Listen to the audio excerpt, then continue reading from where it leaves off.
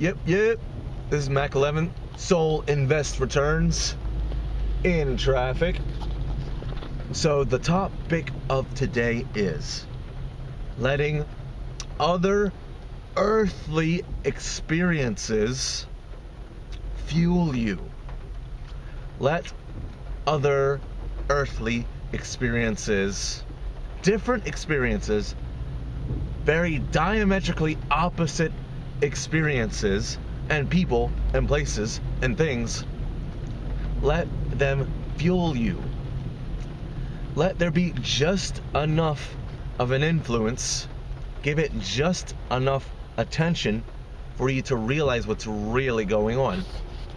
Well, what's really going on? Among many things, we'll keep it general. The main topic of contrast. Why is that important?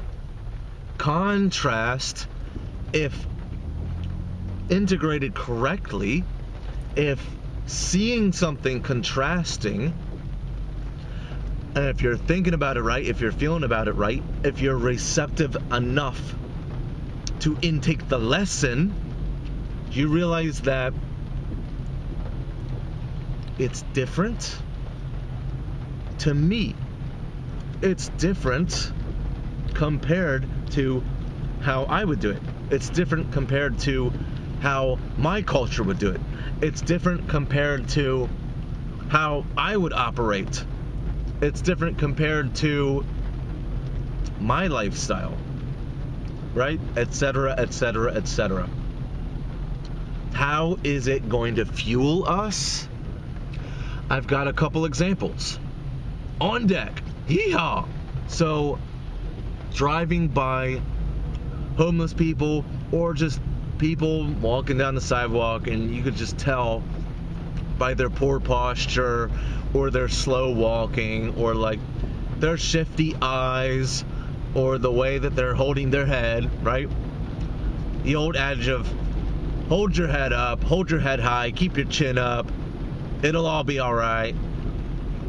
That is based off of very true blue body language, and how we feel mentally, emotionally translates into our body, and vice versa. You can reverse engineer it. That's a whole nother topic. That's a whole nother video where you reverse engineering your body language, power positions, and intentional breathing and intentional stature change, changing your physiology. Those are quick and true blue ways to get you in a different mood. Fun facts. I could talk about them more later. Back to the topic at hand, which is letting other worldly experiences, other earthly experiences fuel you, letting the contrast fuel you. So, whether it be people walking down the street, whether it be different food, different music, different perspectives on life. Speaking of different music, I use music as a great way of contrasting. I just love music in general. I'm a musician, and having my consciousness listen to different types of music. Let me do a quick play. This is essentially Middle Eastern, Pakistani pop music, right?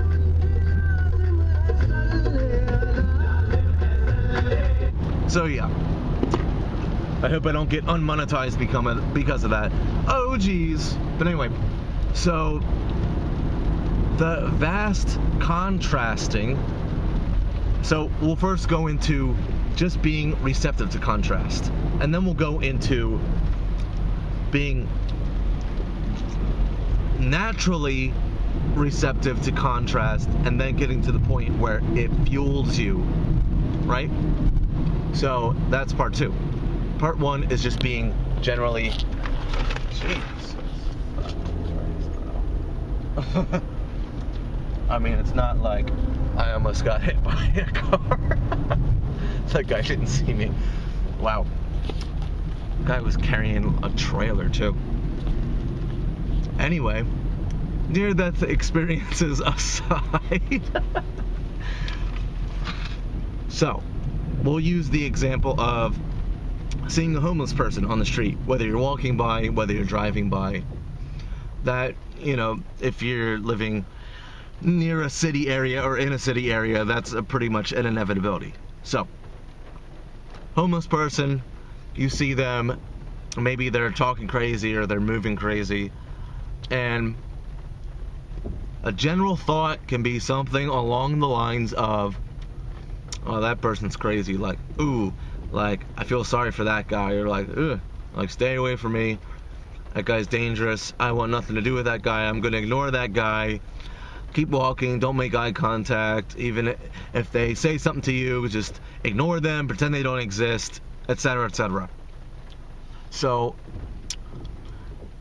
to an extent, all of those things are fine, but how we build up our fueling, right, how we're going to be filling our gas tank via contrast and other earthly experiences that are contrasting to our life, our lifestyle, our core essence, our soul, is first just being receptive to it, being emotionally neutral about it. You see something happening and you're just like, that's happening. That's happening, that's happening. It's different. It's contrasting from my own life, from how I would do things. It's different, it's different. It is what it is. I'm moving forward. So, and that with other things that we you would say cater to the more leisurely or entertaining types of things, where it's just like, oh, I love that movie. Oh, I hate that movie. Or somebody shows you something, or somebody lets you try something, whether it be entertainment, food, whatever. And as it's happening, you are trying it, and how quickly do you go to judgment and things like that? How quickly do you go to, not for me, I don't like it, whatever, I like it, right? Just jumping into reaction.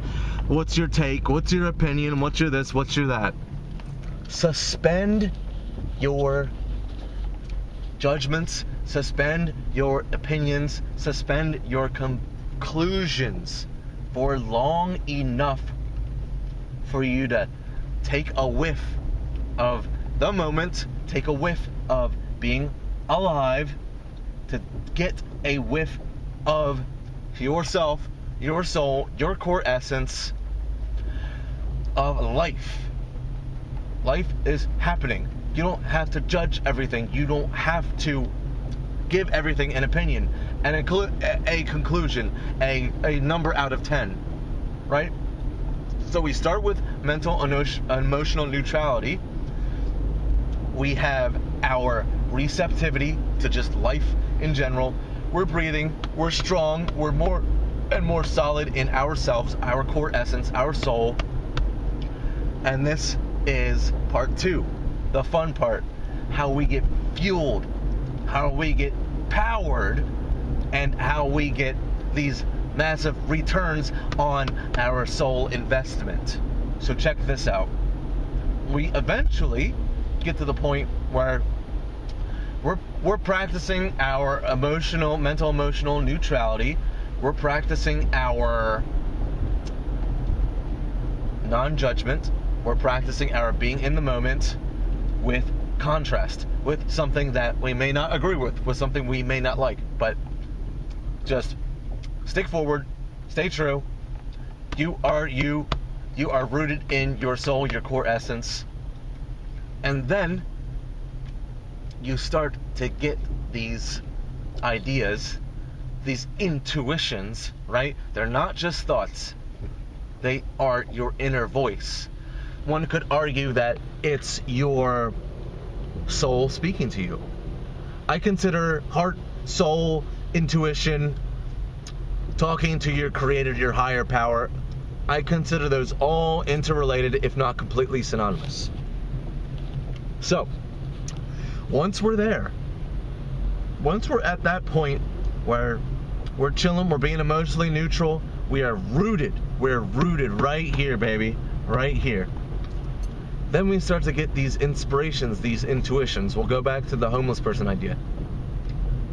We get these inspirations and intuitions along the lines of, wow, that person's living their life that way.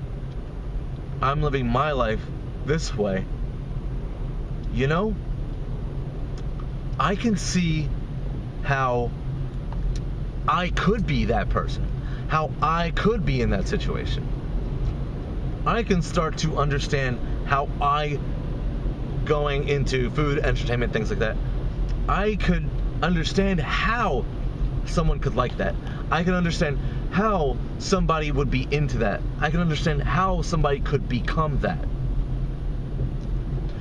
And starting to get some goosebumps just thinking about it, because you start to become, or you start to realize that you are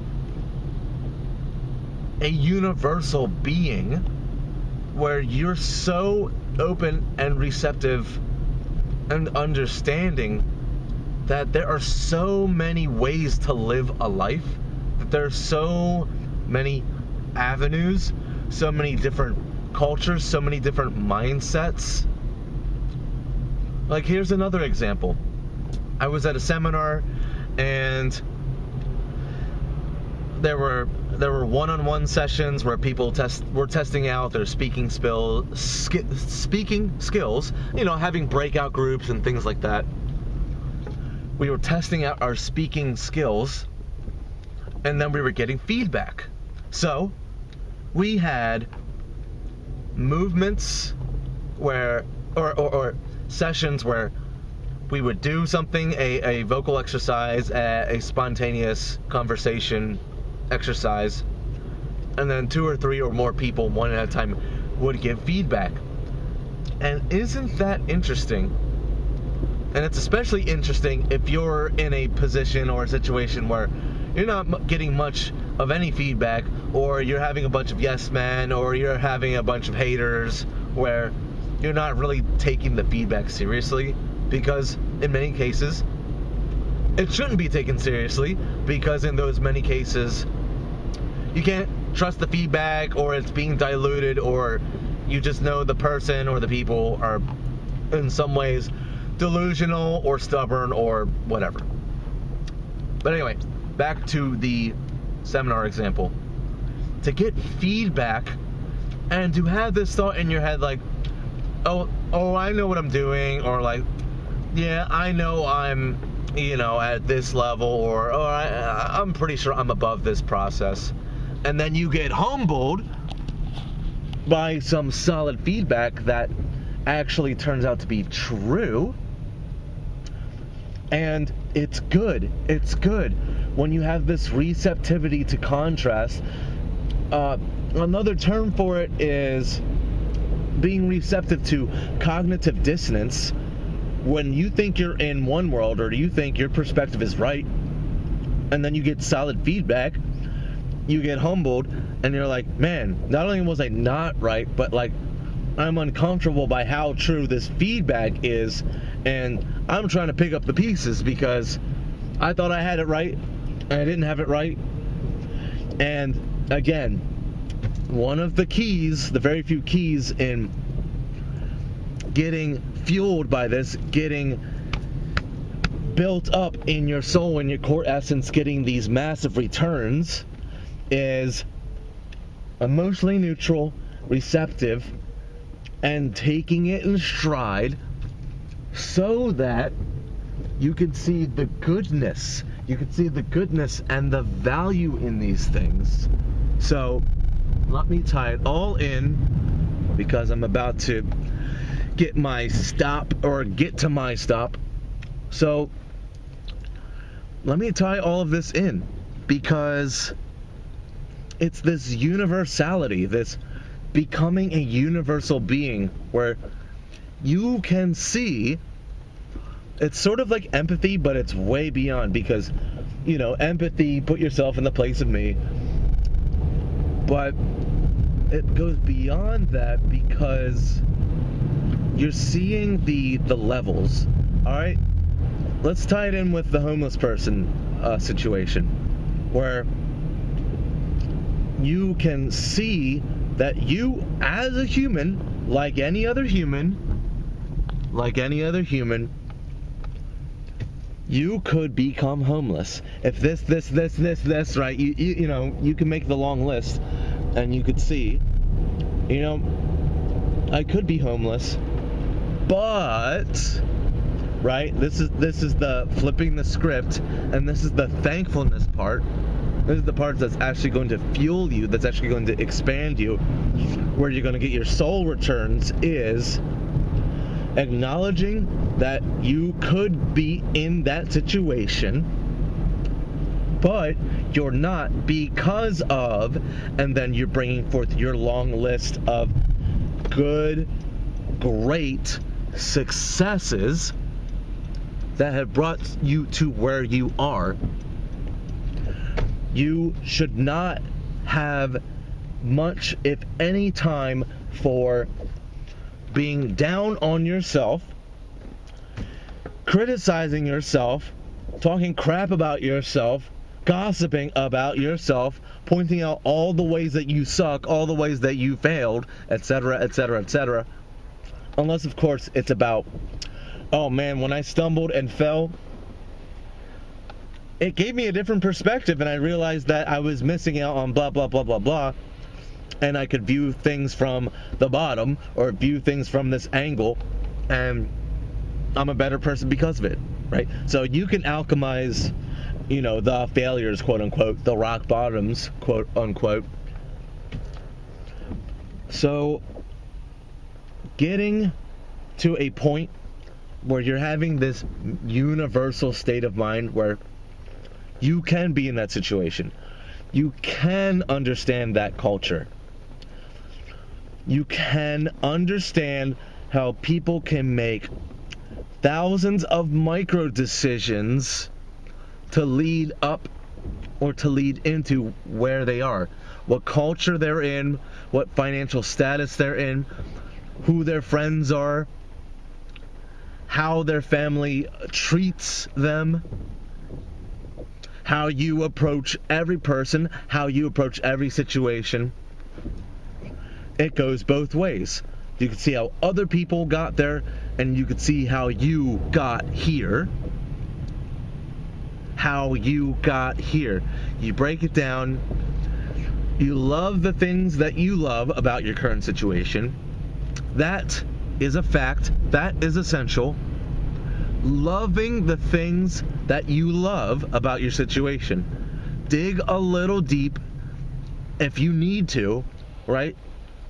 It coulda, woulda, shoulda be obvious to get at least a handful of things that right off the bat you love, that you made these decisions to get to where you are. You love where you're at because blank, blank, blank, blank, blank, dot, dot, dot. And viewing yourself and viewing your timeline, your micro actions, your micro successes, your micro follies to get to where you are. Loving what you love about yourself right now, and then course correcting what you want to course correct. Because life has both. And maintaining emotionally neutral means that you can see your follies, your missteps, your coulda, woulda, shoulda, your I'll do better next times, and things like that. You see it for what it is, and you make these micro course corrections, which turns into micro successes, micro wins, eventually turning into macro wins, right? And be sure to celebrate all along the way, because winner effect, right? Look into that, by the way. I believe that's Robert Sapolsky. Winner effect. Treat every decision that was intentional, that was therefore executed, right? Washing one dish, putting on pants, making it to the job successfully, making it to the grocery store successfully, scratching that itch successfully.